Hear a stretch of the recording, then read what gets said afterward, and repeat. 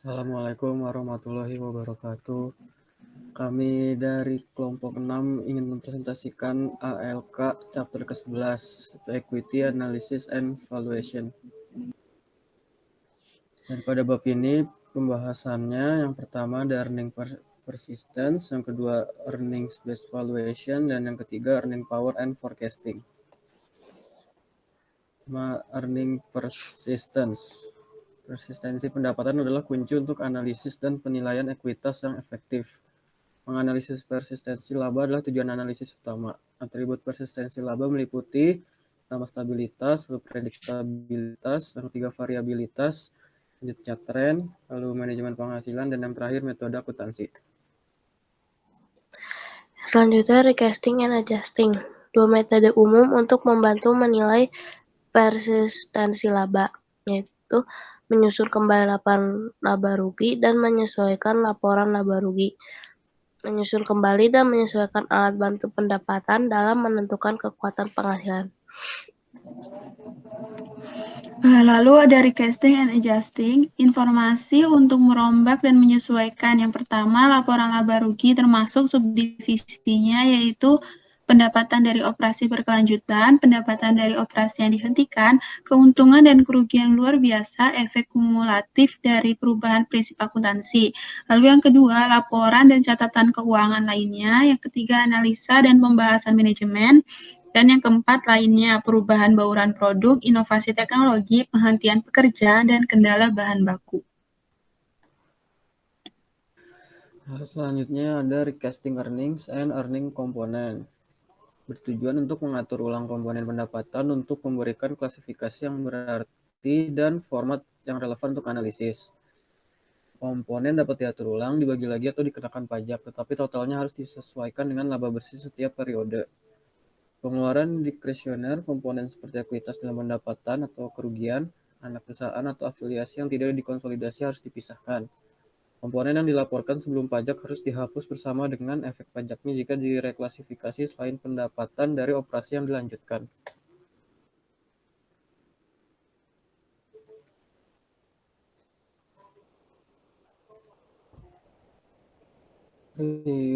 Masih di recasting earnings and earning components, pengungkapan pajak penghasilan memungkinkan seseorang untuk memisahkan faktor-faktor yang mengurangi atau meningkatkan pajak seperti pemotongan, itu kredit pajak, tingkat keuntungan modal, pendapatan bebas pajak, tarif pajak luar negeri yang lebih rendah, atau penambahan. Pajak luar negeri tambahan dapat dikurangkan dari pajak pengeluaran dan pajak negara bagian dan lokal setelah dikurangi manfaat pajak federal. Barang yang tidak bersifat material dapat dipertimbangkan secara sekaligus dengan label lainnya. Lalu masuk ke adjusting earnings and earnings component. Jadi yang pertama, penyesuaian bertujuan untuk menetapkan komponen pendapatan ke periode di mana mereka paling cocok. Yang kedua, menggunakan data dari laporan laba rugi, penyusunan ulang, dan informasi lain yang tersedia. Yang ketiga, prosedur penyesuaian khusus atau khas. Itu termasuk di dalamnya yaitu menetapkan pos luar biasa dan tidak biasa setelah pajak ke tahun-tahun yang berlaku. Lalu manfaat pajak dari akumulasi rugi operasi biasanya dipindahkan ke tahun rugi. Lalu biaya atau keuntungan dari penyelesaian gugatan dipindahkan ke relevan tahun-tahun sebelumnya. Kemudian keuntungan dan kerugian dari pelepasan operasi yang dihentikan dapat berhubungan dengan 1 tahun sebelumnya atau lebih. Lalu perubahan dalam prinsip akuntansi atau estimasi hasil penyesuaian untuk semua tahun yang dianalisis menjadi dasar yang sebanding mendistribusikan kembali efek kumulatif ke tahun-tahun sebelumnya yang relevan. Biasanya menyertakan item yang meningkatkan atau menurunkan ekuitas. Yang keempat, prosedur penyesuaian khusus atau KAS. Jika suatu komponen harus dikeluarkan dari periode dilaporkan, maka yang pertama menggesernya setelah pajak hasil operasi 1 atau lebih periode sebelumnya, atau 2, sebarkan rata-rata pendapatan selama periode yang dianalisis. Lalu sebarkan komponen selama pendapatan periode sebelumnya hanya jika tidak dapat diidentifikasi dengan periode tertentu. Selanjutnya, meskipun menyebarkan membantu dalam menentukan kekuatan penghasilan, itu tidak membantu dalam menentukan tren pendapatan. Lalu selanjutnya, memindahkan keuntungan atau kerugian ke periode lain tidak memperbaiki kesalahan penyajian hasil tahun sebelumnya.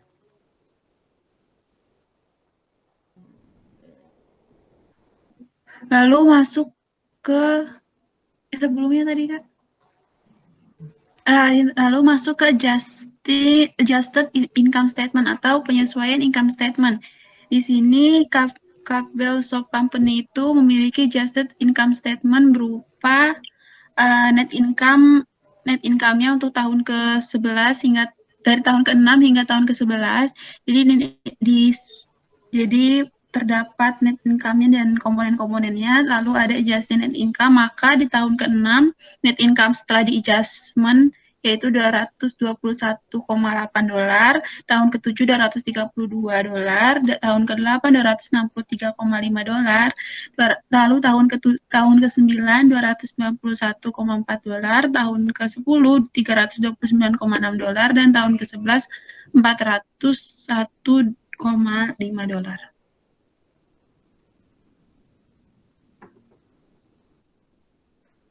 Selanjutnya, determinants of earnings persistence.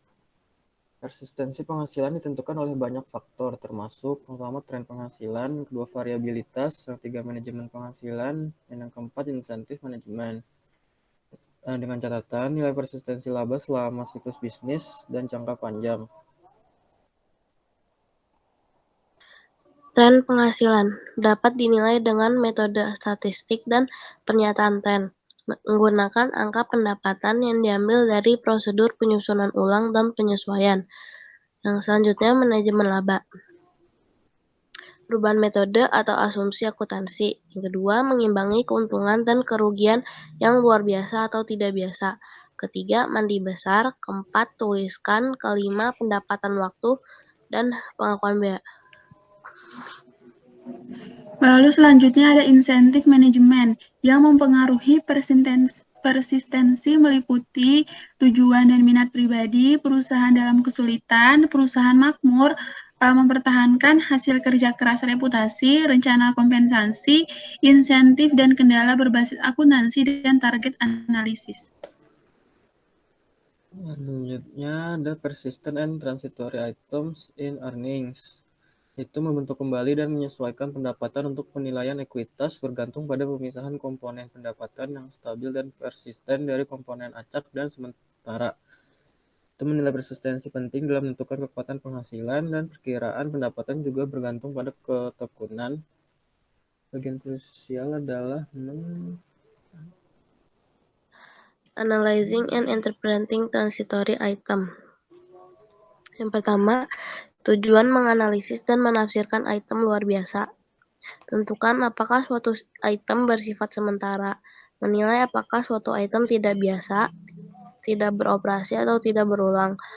Terus tentukan penyesuaian yang perlu diberikan. Yang kedua, menentukan ketekunan atau sifat sementara item.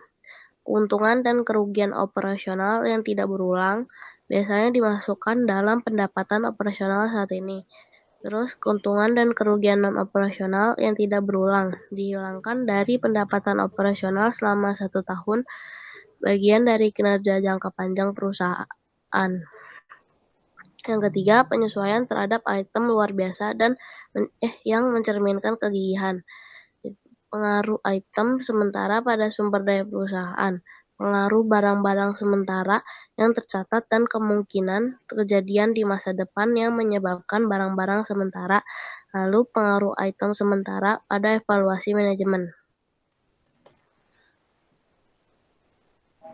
Lalu masuk ke earnings based equity valuation. Jadi komponen pertama yaitu relation between stock prices and accounting data. Sini ada rumusnya yaitu FT sama dengan BF tahun itu, tahun yang sama dengan V ditambah dengan RI tahun itu ditambah dengan 1, lalu per 1 ditambah K dipangkatkan dengan 1. Begitupun seterusnya. Di mana nilai ekuitas atau di mana VT itu adalah nilai ekuitas, lalu BFT itu adalah nilai buku, dan RIT sama dengan NIT dikurangin K dikali BVT dikurangin 1 itu sama dengan penghasilan sisa, dan K adalah biaya modal ekuitas. Pertanyaan kuncinya adalah apakah potensi memanipulasi data akuntansi mempengaruhi keakuratan estimasi berbasis akuntansi atau perakiraan nilai perusahaan. Lalu fundamental valuation multiples. Yang pertama itu ada rumus dari price to book ratio, yaitu rumusnya market value of equity dibagi dengan book value of equity. Lalu rumus yang kedua yaitu price to earnings ratio. Rumusnya adalah market value of equity dibagi dengan net income. Selanjutnya, price to book expressed in accounting data. Catatan, ROCE dan pertumbuhan nilai buku meningkat, PB meningkat. Terus biaya resiko modal ekuitas meningkat, jadinya PB menurun. Terus kalau nilai sekarang dari pendapatan abnormal masa depan adalah posisi positif atau negatif, yaitu PB lebih besar kurang dari 0. Lalu masuk ke fundamental valuation multiples. Di sini rasio PE dapat dituliskan sebagai fungsi jangka pendek atau STG dan pertumbuhan jangka panjang LTG dari laba per saham EPS sebagai berikut. P0 per EPS 1 sama dengan 1 per K dikali STG dikurang LTG per K dikurang LTG. Di mana K adalah biaya modal ekuitas, STG atau LTG adalah persenan perubahan jangka pendek atau jangka panjang yang diharapkan dalam EPS relatif terhadap pertumbuhan normal yang diharapkan STG lebih besar daripada LTG dan LTG lebih besar daripada K. Untuk catatannya, rasio PE berbanding terbalik dengan K, sedangkan rasio PE berhubungan positif dengan pertumbuhan yang diharapkan di EPS relatif terhadap pertumbuhan normal. Selanjutnya masih di fundamental valuation multiples, itu ada rasio PEG. Jika LTG sama dengan 0, pertumbuhan jangka panjang dalam EPS relatif terhadap pertumbuhan normal diharapkan tetap konstan. Ini rumus P per EPS sama dengan STG per K pangkat 2. Jika PE sama dengan 20 dan K sama dengan 10%, pendukung perangkat screening ini merekomendasikan pembelian saham atau sell jika pertumbuhan EPS yang diharapkan lebih besar atau kurang dari 20%. Selanjutnya, earning power and forecasting for valuation. Earning power yang pertama, kekuatan pendapatan adalah tingkat pendapatan diharapkan untuk bertahan di masa mendatang. Model penilaian berbasis akuntansi memanfaatkan kekuatan penghasilan dan banyak analisis keuangan yang diarahkan untuk menentukan kekuatan penghasilan. Yang kedua, daya produktif mencerminkan penghasilan dan semua komponennya. Terus stabilitas dan persistensi pendapatan dan komponennya, dan tren berkelanjutan dalam pendapatan dan komponennya. Yang ketiga, faktor-faktor dalam memilih jangka waktu untuk mengukur kekuatan penghasilan. Yang pertama, satu tahun seringkali terlalu singkat untuk mengukur kekuatan penghasilan secara andal. Yang kedua, banyak aktivitas investasi dan pendanaan yang berjangka panjang. Ketiga, lebih baik mengukur kekuatan penghasilan dengan menggunakan rata-rata atau kumulatif penghasilan selama beberapa tahun. Yang keempat, periode yang diperpanjang tidak terlalu terpengaruh distorsi, ketidakteraturan, dan efek sementara lainnya. Terus terakhir, cakrawala waktu yang dipilih dalam mengukur kekuatan penghasilan biasanya 4-7 tahun.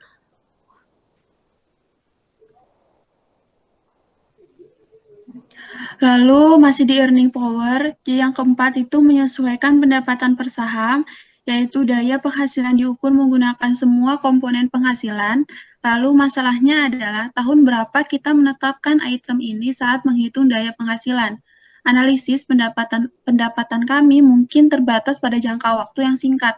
Kami menyesuaikan pendapatan deret waktu singkat untuk item yang lebih terkait dengan periode lain. Jika ini dilakukan atas dasar per saham, setiap item harus disesuaikan untuk pengaruh pajaknya menggunakan tarif pajak efektif perusahaan, kecuali tarif pajak yang berlaku ditentukan. Semua item juga harus dibagi dengan jumlah saham yang digunakan dalam menghitung EPS. Ini ada contoh an example of per share earnings adjustment. Jadi di sini ada macam-macam item yang bisa mengadjust earning per share.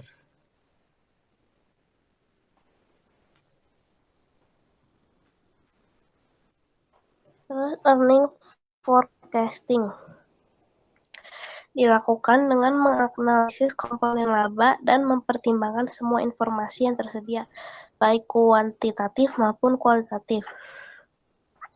Pertama, peramalan manfaat dari disagregasi. Kedua, disagregasi melibatkan penggunaan data menurut lini produk atau segmen. Sangat berguna ketika segmen berbeda berdasarkan resiko, profitabilitas atau pertumbuhan, dan perbedaan antara peramalan dan ekstrapolasi. Perkiraan penghasilan divisi untuk Techcom Inc. mengungkapkan bagaimana kinerja divisi yang berbeda dapat ditutupi oleh hasil agregat. Gitu.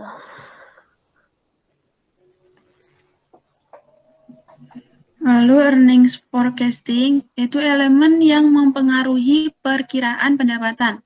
Yang pertama, bukti saat ini dan masa lalu, kewajaran ramalan, kontinuitas dan momentum kinerja perusahaan, prospek industri, kondisi keuangan perusahaan, manajemen yaitu termasuk kualitas manajemen, resourcefulness, dan manajemen aset, keterampilan pengoperasian, lalu faktor ekonomi dan daya saing, dan yang terakhir indikator kunci seperti belanja modal, order backlog, dan tren permintaan.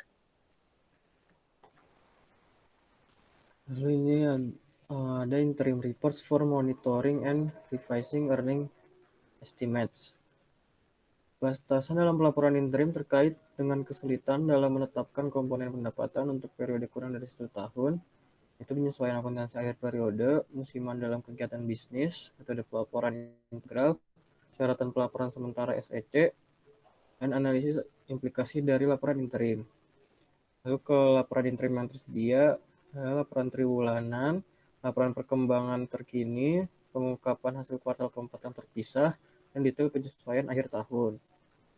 Lalu untuk laporan interim yang diajukan ke SEC seperti laporan laba rugi interim dan tahun ke tahun, komparatif neraca, laporan arus kas year to date, informasi pro forma tentang kombinasi bisnis, pengungkapan perubahan akuntansi, analisis naratif manajemen atas hasil operasi, dan laporan perubahan auditor. Masuk ke pembahasan soal. Yang pertama, exercise 10.6. Informasi berikut ini relevan untuk pertanyaan 1 dan 2. Catatan laporan keuangan tahun 8 Austin Corporation mencakup informasi berikut. A. Austin baru-baru ini mengadakan sewa operasi total pembayaran di masa depan sebesar 40 juta yang sama dengan nilai saat ini yang didiskonkan sebesar 20 juta. B. Aset jangka panjang termasuk sekuritas hutang dimiliki hingga jatuh tempo yang dicatat dengan biaya perolehan diamortisasi sebesar 10 juta. Adil nilai pasar sekuritas ini adalah 20 juta. Setelah analisis, Anda memutuskan untuk menyesuaikan neraca Austin untuk masing-masing dari 3 item di atas. A. Kapitalisasi sewa meningkatkan rasio ini. B. Kapitalisasi sewa menurunkan rasio ini. C. Mengakui jaminan hutang menurunkan rasio ini. D. Penyesuaian sekuritas hutang yang dimiliki hingga jatuh tempo meningkatkan rasio ini.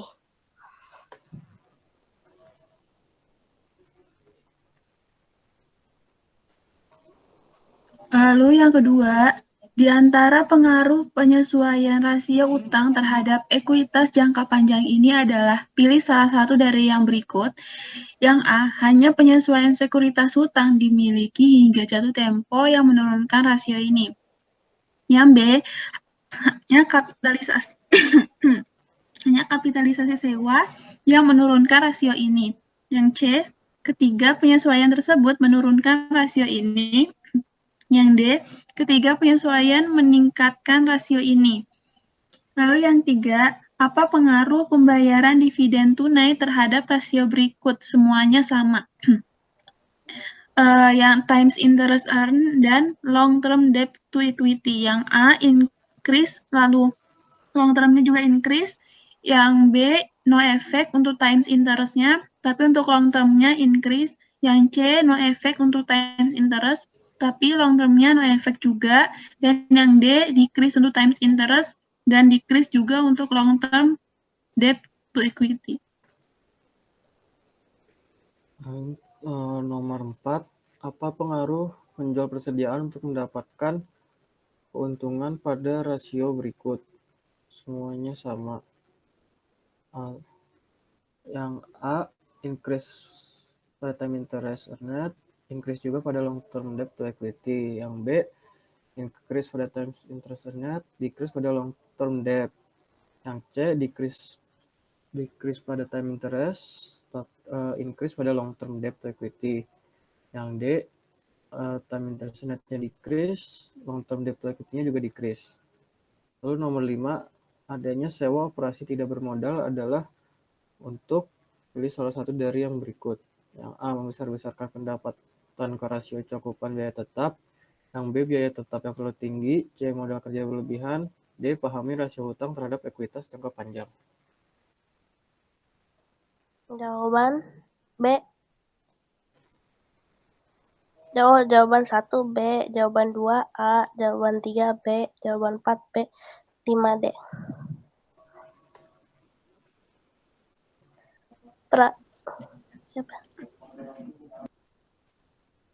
Problem 10.6. Sebagai lending officer untuk Prudent Bank, Anda menganalisis laporan keuangan Zeta Korporasi. Lihat kasus CCZ di bab kasus komprehensif untuk data. Sebagai bagian dari Zeta permohonan pinjaman. Yang dibutuhkan A. Hitung langkah-langkah berikut untuk tahun 5 dan 6. B. Mengomentari setiap perubahan tahun ke tahun yang signifikan yang diidentifikasi dari analisis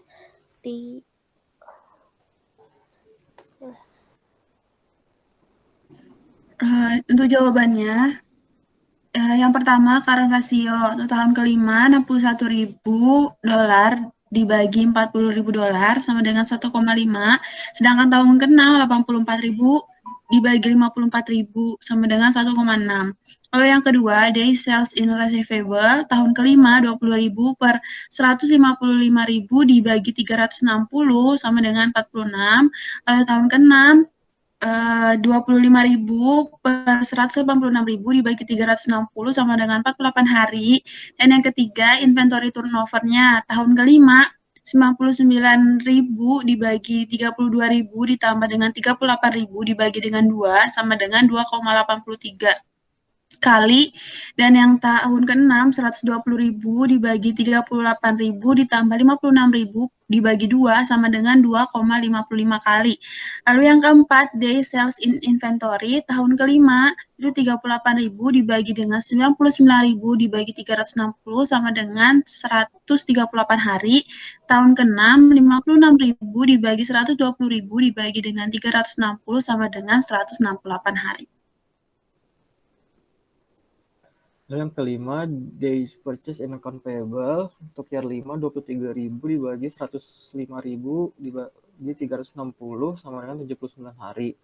Untuk year 6-nya 29.000 dibagi 138.000 per 360 sama dengan 76 hari.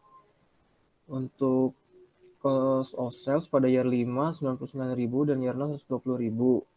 Ending inventory-nya pada year 5 38.000, pada year 6 56.000, sehingga goods available for sale-nya itu pada tahun ke-5 137.000 dan tahun ke-6 176.000. Begini inventorinya, untuk year 5 32.000 dan year 6 38.000. Sehingga purchase pada tahun ke-5 adalah 105.000 dan purchase tahun ke-6 138.000. Lalu untuk yang nomor 6, cash flow rasionya untuk tahun ke-5 7.700 dibagi 40.000 adalah 0,19. Untuk yang year 6 6.400 dibagi 54.000 sama dengan 0,12. B. Berdasarkan perhitungan, sebagian besar ukuran likuiditas zeta tidak mengungkapkan apapun perubahan signifikan dari tahun ke-5 ke tahun ke-6. Namun, ada beberapa penurunan dalam perputaran persediaan. Kemerosotan ini bahkan lebih nyata pada penjualan hari-hari dalam pengukuran inventaris. Selain itu, indeks likuiditas juga menunjukkan bahwa posisi likuiditas zeta telah menurun dari tahun 5 ke tahun 6. Perhatikan juga bahwa karena tingkat arus kas operasi yang lebih rendah, rasio arus kas menunjukkan penurunan yang signifikan. Namun, karena rentang waktu yang pendek dari analisis ini, orang akan memeriksa 1 atau 2 tahun lagi untuk melihat apakah perubahan ini mencerminkan tren likuiditas jangka panjang. Sekian presentasi dari kami, kurang lebihnya mohon maaf. Wassalamualaikum warahmatullahi wabarakatuh. Waalaikumsalam warahmatullahi wabarakatuh.